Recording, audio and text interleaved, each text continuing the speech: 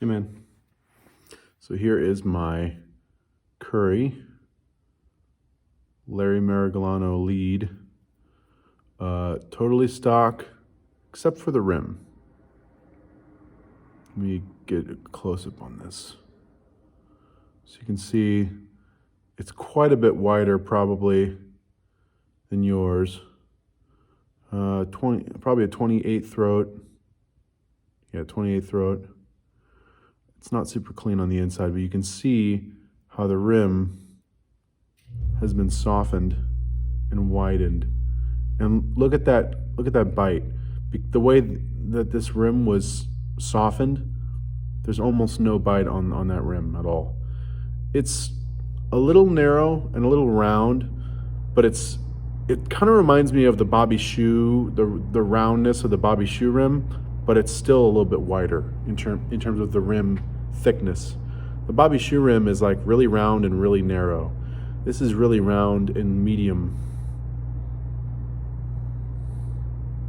You can kind of see how it's been widened.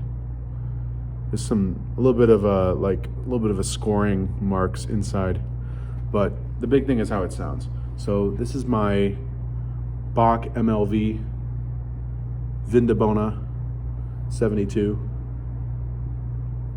I just got this a couple weeks ago, and I haven't really put in more than just a few hours of playing time on it. It's really not a commercial horn. It's really like a soloist horn. So this is the Larry Marigliano lead with the rim adjusted to about a 660.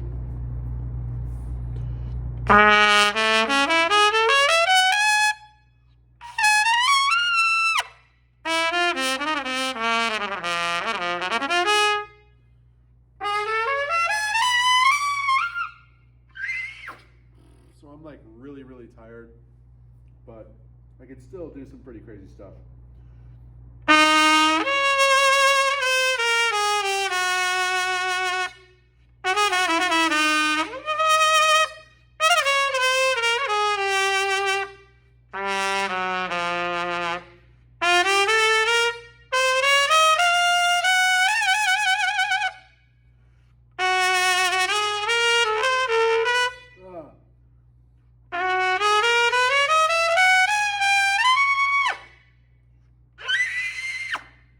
So I can still do some pretty crazy shit. And it's really not that shallow. It became a tiny bit deeper when he did this rim modification.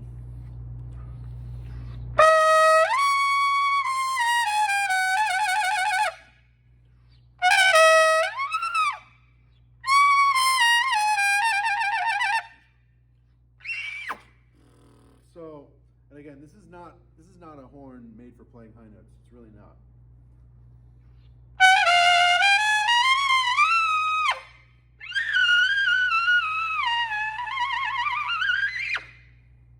So that's the real deal. You can actually get a good look at my chops. This is how my chops look when I'm like totally beaten up. You can see where the mouthpiece sits. It sits on the center. That's my set. You can see exactly how it works.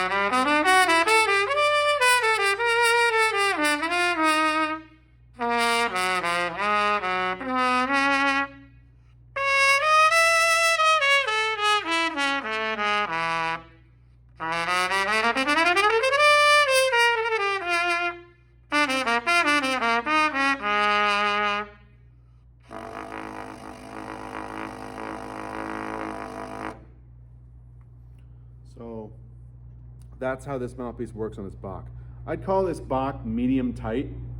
It's not quite medium open, it's medium tight. Like, you know, if there's super tight to extremely open, it's leaning towards tight. It's towards the middle, but it's leaning towards tight.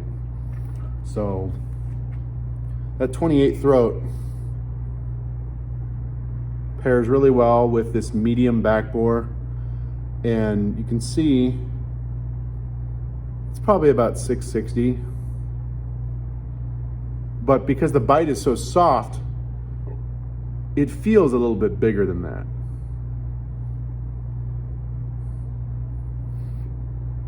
It feels bigger than a 660 because the bite is really rounded and really, really soft. And that's an important thing. When you're playing commercial trumpet, or you're just playing something that's really difficult and you got to play it over and over and over and over, it becomes like a torture test. If you have too much bite in the rim, you're gonna destroy your lip. You're gonna split it. You're gonna harm it.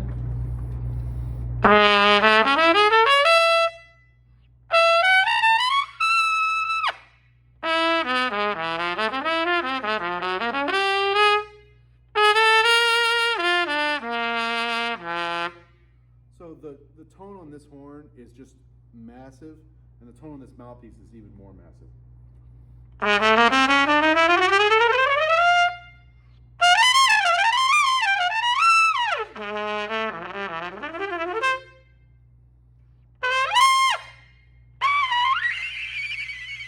Again, my chops are totally dead, so I shouldn't be going for those triples.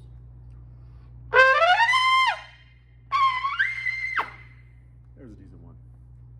But I've been playing for 22 years, and I practice every day, or almost every day. And today, it's like 5:30 in the morning. Sun's just starting to come up. I have a gig at 5 p.m. and then I got another gig tomorrow. And it's reggae. So I don't do this crazy high note commercial stuff in reggae music. It's more like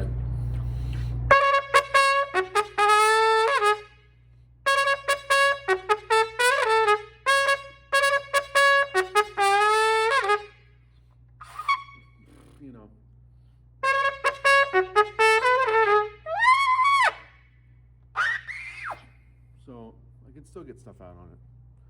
But you can kind of see how it was widened, and the bite is really, really, really, really soft. It's hard to tell, but that bite is super soft. And you can actually get to see a little bit of my pivot. So my chops are dead, but they're really.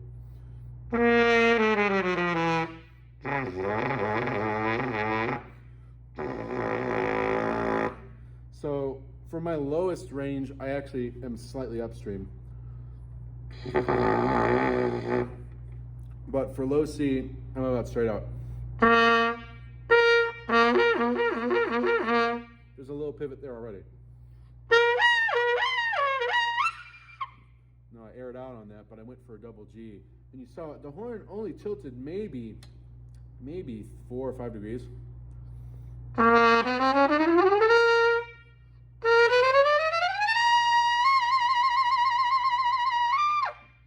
So it only tilted a few degrees to get up to that E.